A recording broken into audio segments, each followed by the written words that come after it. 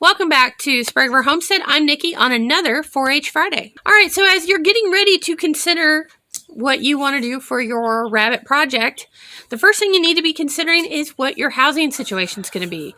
So the big takeaways in rabbits is to keep them out of the sun, keep them out of the wind, and keep them dry. That's the three biggest things. More than anything else that's important here. I know some people, if they're doing showmanship and they're just making them a pet, they might have them in the house. You can have them in the garage. You can have them outside. But the big thing is to keep them dry, keep them out of that wind, and keep them out of that sun. So ideally, rabbits perform best at 50 to 70 degrees. I know for most of us that's really hard, at least during the summer months, to keep them in that happy place. So there are things you can do, which we will talk about in another video, to keep them cool and keep them comfortable during the summer months. Now, cool is never a bad thing. Rabbits will perform pretty well all the way down below zero, believe it or not. And they actually like the cold weather a heck of a lot more than they like the hot weather. So if you're keeping them somewhere and they're going to get in the 20s and 30s, don't worry about it. There are things that we will do to keep them kind of winterized, if you will, and we'll talk about that in another video, but it's not as big of a deal to deal with the cold as it is to deal with the heat. Keep in mind that wherever you decide to put your rabbits, warm weather over 90 degrees can be fatal. So we will, like I said, we'll talk about how to keep them cool in some of those warmer temperatures, but there are only so much you can do if you're keeping them outside to keep them under that 90-degree threshold. So think about that when you're getting ready to site your rabbits. If you're putting them somewhere outside in a hutch and it might get over 90, make sure that you've got a backup plan, whether that's a carrier to move them indoors or an indoor pen or whatever that is. But be thinking about that when you go to put your housing up. Now, the cage itself, whether you're using stacker cages, hanging cages, hutches, whatever that needs to be, the floor absolutely never use hardware cloth. That little 1/2 inch hardware cloth will cut their feet. It's not thick enough. You want to use a good quality floor wire, and that's 14 or 16 gauge galvanized after welding preferably. Make your cages no deeper than 24 inches if your kid's under 12. If the kids are over 12, or you're working on a project for yourself and you're over 12 and you can reach into the back of a 30-inch cage, that's fine. Never, ever, under any circumstances, make your cages deeper than 30 inches. You can't get a hold of the rabbits. I have 30 inches as a 5'7" woman, and I can barely reach the back most of the time. So keep that in mind. You don't want to be trying to scoop up baby rabbits out of the very back of a cage pressed up against the back. If you can't reach it and you have to crawl in, you're asking for trouble, especially if you've got adult bucks or does.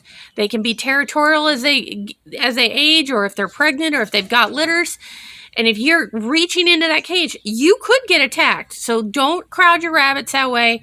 24 inches is what I like to see, and what I usually tell youth breeders, keep it where you can actually get a hold of the rabbits. 30 inches for some of our older kids is fine. But you want to make sure you can reach pretty much all the way to the back. If you can't put your fingers on that back wall, that's probably a little too deep. And I know some of our smaller kids, of course, can't reach to the back of a 24, but it's really hard to find cage wire any more narrow, and you really want the rabbit to have some space. So 24 at minimum, 30 at maximum. When you're doing your floors, also no coated wire.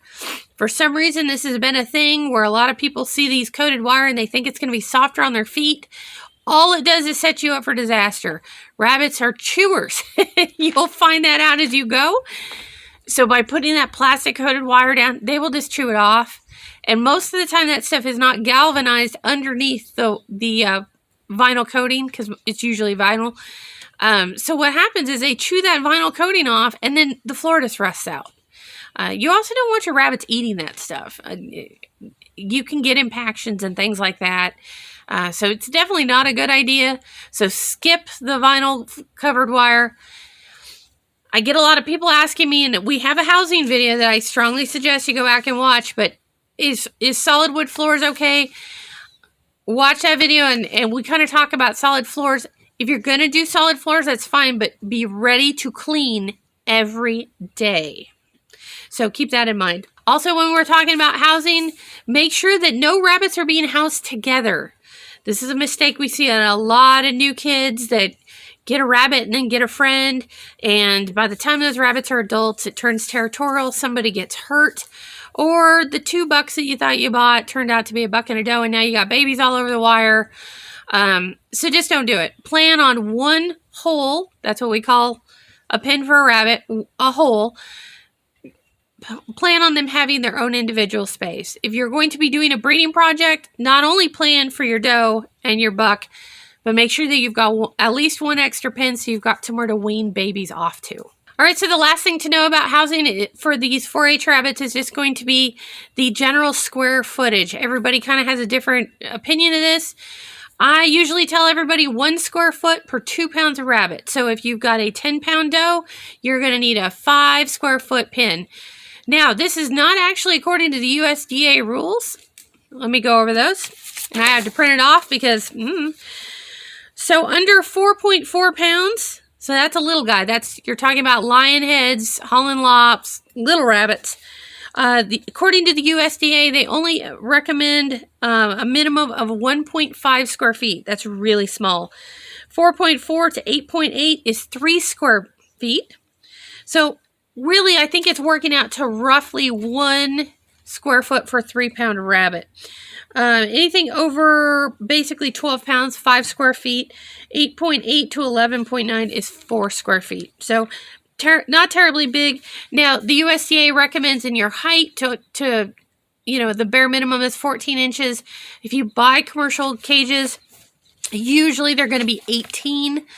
Sometimes you'll get 16s, but 18s tend to be pretty much the industry norm.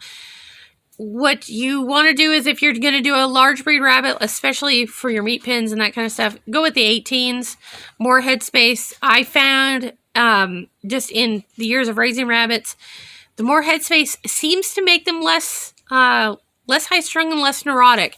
I'm not sure exactly why that is, but the shorter pins that I've had, the more high-strung the rabbits always tend to be. So 18 inches is really good. They don't need more than that. In fact, some of your more active breeds, the more headspace you give them, the more you see them do flips and all kinds of crazy stuff in there. And they're more likely to break a leg, break a neck, that sort of thing. So try to keep it about 18 inches. Last thing I will say about housing is absolutely positively no chicken wire. No chicken wire size, no chicken wire floors, no chicken wire dividers. A rabbit will chew through chicken wire and nothing flat, and you don't want that. That's just asking for trouble. So that is our brief little 4-H housing. Remember, there is another video on housing that's a little bit longer that we've done for just the general homestead raising rabbits. I'm sure Kanan will kick a link in here somewhere. If you've got other questions about housing, feel free to leave it down in the bottom, or you can always send me an email at srhomestead@yahoo.com, and we will see you next time. Happy homesteading and happy 4-H.